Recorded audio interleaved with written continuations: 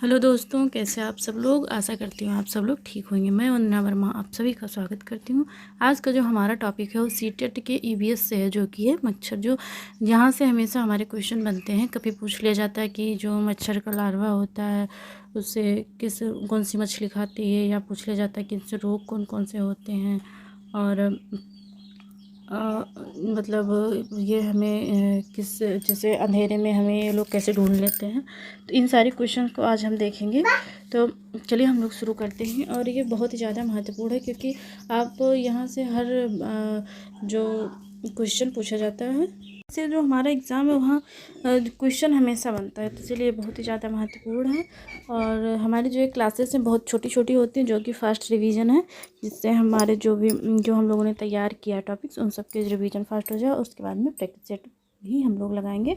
तो चलिए शुरू करते हैं हम लोग। मच्छर, सबसे पहले हम लोग ये जानते हैं कि जो मच्छर होते हैं वो हमें अंधेरे में भी कैसे ढूंढ लेते हैं। तो मच्छर जो होते हैं हमारे शरीर की गंध, खासकर पैरों की जो तलवे होते हैं उन्हें सूंघकर हमें ढूंढ लेते हैं। और दूसरा ये है कि हमारे शरीर की गर्मी से भी हमें क्या करते हैं, ढूंढ लेते हैं। चाहे हम अंधेरे में रहें या कहीं भी रहें, तो ये हमारे पैर का जो तलवा होता है उसकी गंध से, और जो शरीर का ताप होता है, गर्मी होती है, उसके माध्यम से ये मच्छर क्या होते हैं, हम लोगों को ढूंढ लेते हैं। दूसरी बात करें हम अगर कि जो इससे रोग होते हैं कौन कौन से हैं, तो मच्छर एक संक्रामक रोगजनक है। मतलब वहाँ के जो विभिन्न प्रकार की बीमारी जैसे डेंगू, मलेरिया, चिकनगुनिया आदि को फैलाता है। आपको क्वेश्चन में ये दे दिया जाता है कि ऐसे दे दिया जाए कि मच्छर से फैलने वाले रोग कौन कौन से हैं। अब दे दिया गया है चिकनगुनिया, मलेरिया, और दे दिया गया कि छोटी माता और चेचक। ठीक, तो अब इसमें से आपको पहचानना है। हाँ, तो ये एक ऑप्शन ये हो गया। दूसरा ऑप्शन उन्होंने क्या दे दिया कि डेंगू, मलेरिया, हैजा, पीलिया, ऐसे करके दे देते हैं। और एक ऑप्शन में आपको दे देंगे कि मलेरिया, चेचक, डेंगू आदि। तो हमें जब पता होगा कि मच्छर के द्वारा जो फैलने वाले रोग हों कौन कौन से, तभी तो हम लोग ढूंढ पाएंगे उसमें से। तो सबसे पहले हम लोग यही जान लेते हैं कि जो रोग होता है वो कौन कौन से। तो हो गया हमारा डेंगू, मलेरिया, चिकनगुनिया, और भी होते हैं, लेकिन इसमें हम लोग तीनों ही मेंशन किए हैं, जो कि बहुत ही ज़्यादा महत्वपूर्ण होते हैं और पूछे भी जाते हैं एग्ज़ाम में।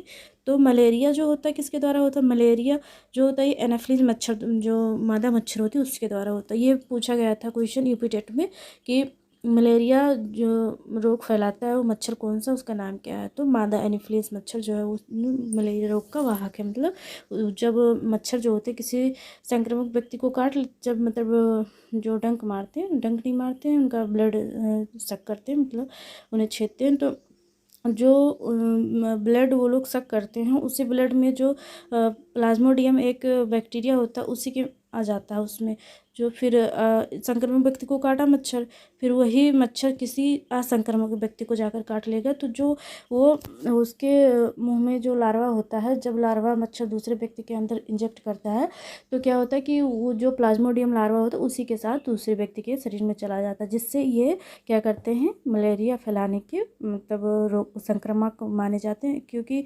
ये संक्रामक वाहक माने जाते हैं, क्योंकि ये संक्रामक व्यक्ति को जब काटते हैं तो दूसरे जो असंक्रमित व्यक्ति होते हैं उसे जाके काट लेते हैं, तो जो प्लाज्मोडियम बैक्टीरिया होता है उसके शरीर में भी प्रवेश कर जाता है, जिससे उसे भी मलेरिया हो जाती है।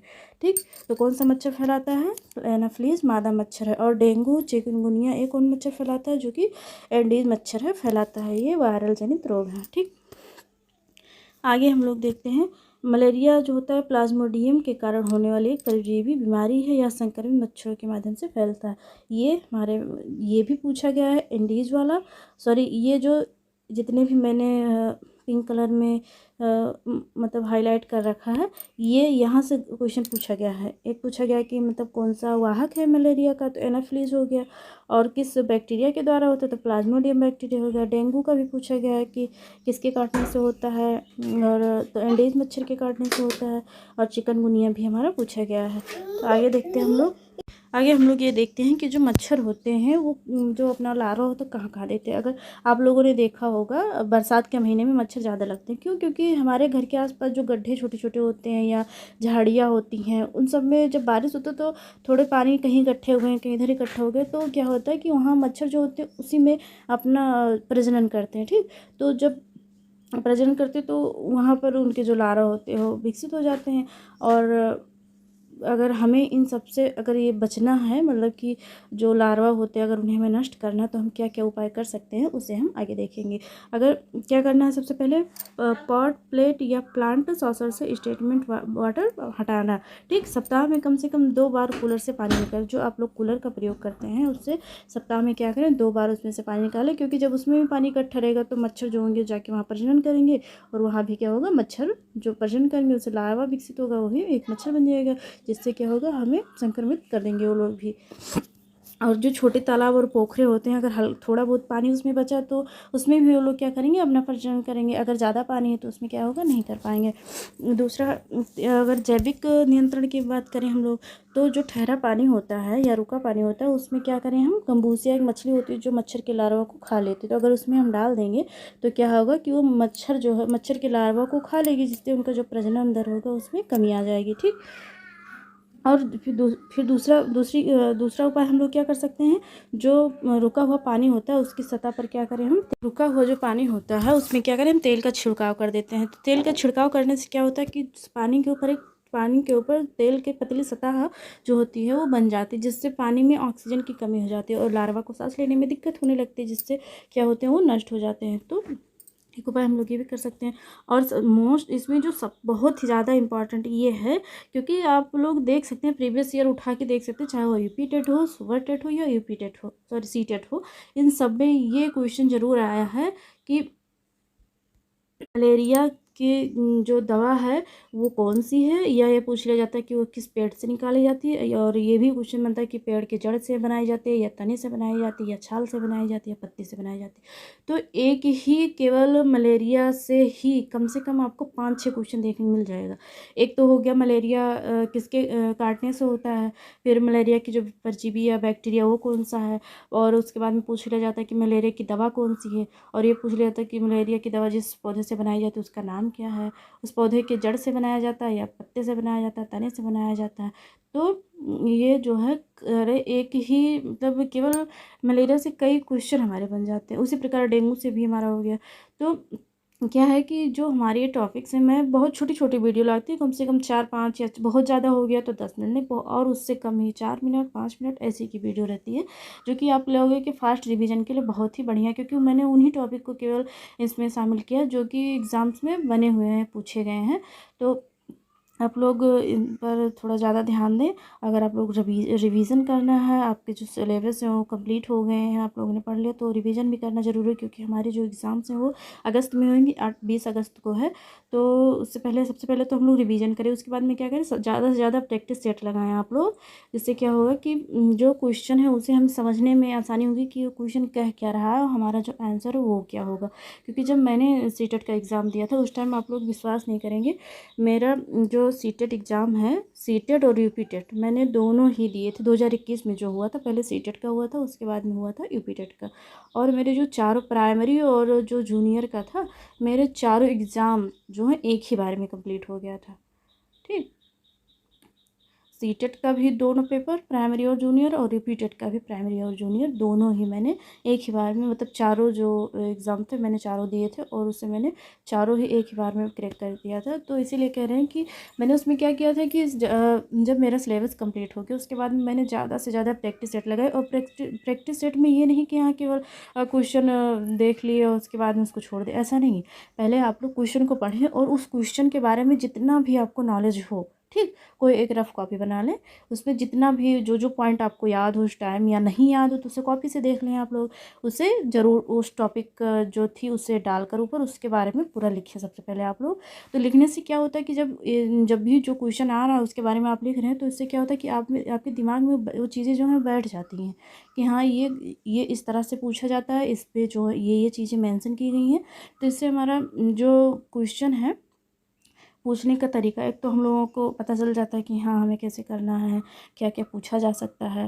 ठीक, तो आप ज़्यादा से ज़्यादा प्रैक्टिस करें, प्रैक्टिस करने के साथ जो भी टॉपिक है उसे लिखें भी, खुद से लिखें। अगर कुछ छूट रहा है तो उसे आप देख सकते हैं, नोट्स में देख के फिर लिखें, तो उससे क्या होगा कि आप लोगों को बहुत अच्छा बेनिफिट इससे मिलेगा।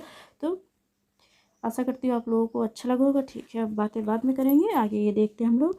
जो मलेरिया दवा है, मलेरिया की दवा कौन सी है? कुनैन है। और कुनैन किस पेड़ से बनाई जाती है? तो इससे सिनकोना नाम का एक वृक्ष है जिससे बनाई जाती है, और सिनकोना के छाल से बनाई जाती है। आपके एग्ज़ाम में ये क्वेश्चन पूछा गया है कि जो मलेरिया की दवा कुनैन है वो सिनकोना के वृक्ष के किस भाग से बनाई जाती है, मतलब उसके तने से बनाई जाती है, जड़ से बनाई जाती है, पत्ते से बनाई जाती है या छाल से। तो आपको ध्यान रखना है कि जो कुनैन दवा है वो सिनकोना वृक्ष के छाल से बनाई जाती है, दवाई जो मलेरिया बुखार के लिए है। ठीक, अब हम लोग क्वेश्चन देख लेते हैं। मैंने एक ही क्वेश्चन केवल डाला है, और क्योंकि जो प्रैक्टिस सेट हम लोग लगाएंगे ईवीएस का, उसमें ये सारे क्वेश्चन जो बन रहे हैं वो हम डाल रखेंगे। अभी हम क्वेश्चन बना रहे हैं उन सबको कि क्या क्या क्वेश्चन है, जो प्रीवियस ईयर है उससे भी उठा रहे हैं और जो पूछे जाने के चांसेस हैं उसे भी हम डाल रहे हैं। तो पहले हम लोग क्वेश्चन देखते हैं। मलेरिया रोग किस मच्छर के काटने से होता है? एनाफ्लीज मच्छर, एंडीज मच्छर, प्लाज्मोडियम या सभी? तो एंडीज से जो है, इससे तो हमारा डेंगू और चिकनगुनिया होंगे, तो होगा नहीं, तो सभी वाला ऑप्शन तो पहले ही कट गया। ठीक, और प्लाज्मोडियम जो है ये प्लाज्मोडियम जो है ये मलेरिया का जो ये है परजीवी है। ठीक, तो क्या बचा? ऑप्शन नंबर ये हमारा बच रहा, तो ये हमारा क्या हो जाएगा? राइट आंसर हो जाएगा। तो हमें इसी प्रकार जो, अगर हम जब एग्ज़ाम में क्वेश्चन सॉल्व करेंगे तो ऐसा नहीं कि हम केवल एक पे ही लगा दें, पहले जो चारों ऑप्शन हैं उन्हें देखेंगे कि ये है, तो ये जो एंडीज दिया गया ये किस चीज़ का है। अगर आपको आंसर नहीं आ रहा तब भी आप लोग क्वेश्चन सॉल्व कर सकते हैं। इस तरह जो जो ऑप्शन दिए गए हैं पहले उन सब के बारे में आप सोचें कि हाँ ये तो इस चीज़ का है। ये तो अगर ये दूसरा ऑप्शन कट रहा तो चौथा भी कट जाएगा। क्यों कट जाएगा? क्योंकि सभी दिया गया तो सभी नहीं हो सकता, क्योंकि दूसरा ऑप्शन हमारा कट रहा है। तो दो तो हमने ऐसे ही इसे सॉल्व कर लिया, अब इन दोनों में से एक हो सकता है। ठीक, तो हम एनाफ्लीज जो है, एनाफ्लीज तो जब हम लोग प्रैक्टिस सेट किए रहेंगे तो हम लोगों को बैठ जाएगा कि एनाफ्लीज मच्छर है, और मादा मच्छर होती है जो मलेरिया से होती है। या मतलब कि हम लोग अगर ऑप्शन को ऐसे करके देखें कि हाँ ये इसका हो सकता है या नहीं, तो इस तरह जो कंपैरिजन मतलब तुलना करके अगर हम लोग ऑप्शंस को मिलाएंगे तो उससे क्या होगा कि हमारे जो मतलब जो क्वेश्चन हमें नहीं आ रहा वो भी हमारा क्या होगा? सॉल्व हो जाएगा।